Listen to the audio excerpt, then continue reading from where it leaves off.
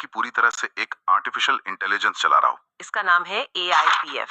तो चलिए आज इसकी तह तक जाते हैं, देखते हैं कि इस दावे में आखिर कितना दम है।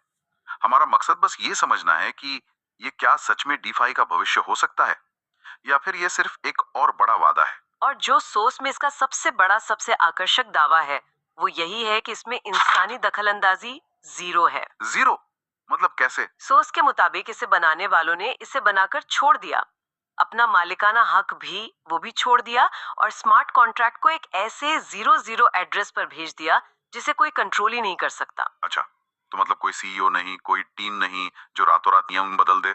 बिल्कुल, कोई लालच या डर में आकर फैसले नहीं ले सकता।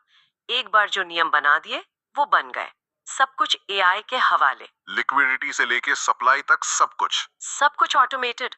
और मजे की बात यह है कि ये कोई एक अकेला AI नहीं है। तो फिर प्रेजेंटेशन के हिसाब से ये असल में 5 अलग अलग AI का एक ग्रुप है, एक टीम है जो मिलकर काम करती है। 5 एआई, मतलब एक तरह की एआई कमेटी या डिजिटल कैबिनेट। हाँ, बिल्कुल सही शब्द है, एक डिजिटल कैबिनेट।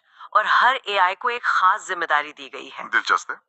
तो इस कैबिनेट में कौन कौन है और किसके पास क्या काम है? तो देखिए, हर AI क्रिप्टो की एक क्लासिक समस्या को सुलझाने के लिए बनाया गया है। ठीक है। जो पहला AI है उसे NE कहते हैं। एनई।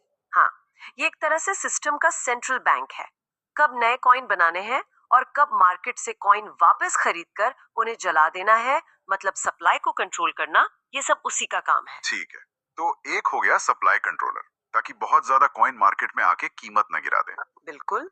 फिर दूसरा AI है ALS। एएलएस। ये एक 24/7 काम करने वाला ट्रेडर है। इसका एक ही काम है, बाजार में पैनिक को रोकना। पैनिक को रोकना, वो कैसे? जैसे ही लोग बेचना शुरू करते हैं, ये खरीदना शुरू कर देता है। और जब लोग ज्यादा खरीदने लगते हैं तो ये सप्लाई मैनेज करता है। सोर्स का दावा है कि इसकी वजह से कीमत में अचानक बड़े उतार चढ़ाव नहीं आते। एक मिनट, अगर एआई बाजार को इतना संतुलित कर रहा है तो क्या इसका ये मतलब नहीं कि वो बहुत ज्यादा मुनाफा कमाने से भी रोकेगा? क्या ये स्थिरता के लिए हाई रिटर्न की संभावना को खत्म कर देता है? ये बहुत अच्छा सवाल है। और थ्योरी के हिसाब से हाँ, ये बेतहाशा उछाल को भी रोकेगा और भारी गिरावट को भी। इसका लक्ष्य है एक स्थिर विकास, रातों रात 100 गुना वाला रिटर्न नहीं। ठीक है, तो 2 एआई हो गए। आगे? तीसरा है आरिप, जो एक तरह का रोबो इन्वेस्टर है। जो लोग पैसा लगाते हैं उनके रिवॉर्ड्स को ये अपने आप री इन्वेस्ट करता रहता है। ताकि कंपाउंडिंग का फायदा मिले। जी हाँ। चौथा है सिग, यानी सिस्टम का खजांची। ये प्रोजेक्ट की ट्रेजरी को मैनेज करता है। और पांचवा ALP, हर 12 घंटे में ये हिसाब लगाता है कि अगले साइकिल में कितने नए कॉइन्स बाजार में छोड़े जाएंगे। तो एक सप्लाई कंट्रोलर, दूसरा मार्केट स्टेबलाइजर, तीसरा रोबो इन्वेस्टर, चौथा खजांची। ये वाकई एक पूरी डिजिटल सरकार जैसा लग रहा है ना? तो अब सवाल ये उठता है कि आम इंसान इस सरकार का हिस्सा कैसे बन सकता है?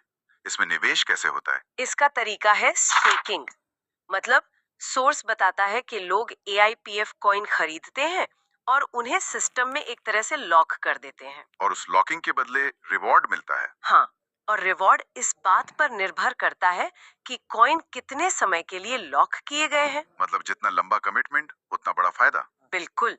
सोर्स के मुताबिक एक फ्लेक्सिबल प्लान है जिसमें आप अपना मूलधन कभी भी निकाल सकते हैं। उस पर रोजाना 0.6% का रिटर्न है। 0.6% रोजाना? हाँ, लेकिन अगर कोई 360 दिनों के लिए, मतलब करीब 1 साल के लिए अपने कॉइन्स लॉक करता है तो उसे रोजाना 1% का रिवॉर्ड मिलता है। 1% रोजाना? और वो भी कंपाउंड होता होगा? हाँ, हर 12 घंटे में ऑटोमेटिकली कंपाउंड होता है। ये आंकड़े सुनने में बहुत बड़े लगते हैं। प्रेजेंटेशन में इसका कोई उदाहरण दिया है क्या? दिया है, और वो उदाहरण बहुत प्रभावशाली है। सोर्स कहता है कि अगर कोई 100 कॉइन 1 साल के लिए 1% रोजाना पर स्टेक करता है तो कंपाउंडिंग की वजह से साल के अंत में उसके पास 100 कॉइन नहीं, कितने? 3627 कॉइन होंगे। क्या बात है! मतलब सिर्फ कॉइन्स की संख्या में 36 गुना की बढ़ोतरी। इसमें कॉइन की कीमत में होने वाली बढ़ोतरी तो शामिल ही नहीं है। बिल्कुल। 36 गुना? यहाँ एक नेटवर्किंग पहलू है। मुझे लगता है हमें इस पूरे सिस्टम के डिजाइन को एकदम शुरू से समझना होगा। बिल्कुल। और इन चार्ट्स में कुछ और भी दिलचस्प चीजें हैं, जैसे ये रैंक के नाम है, नोवा, वाइब, क्वांटम। हाँ, फिर हर रैंक के लिए कुछ शर्तें हैं, आपकी अपनी होल्डिंग्स जो यूएसडीटी में है, मतलब एक तरह की डिजिटल करेंसी। ठीक है। फिर है टीम टर्नओवर, वैलिड रेफरल्स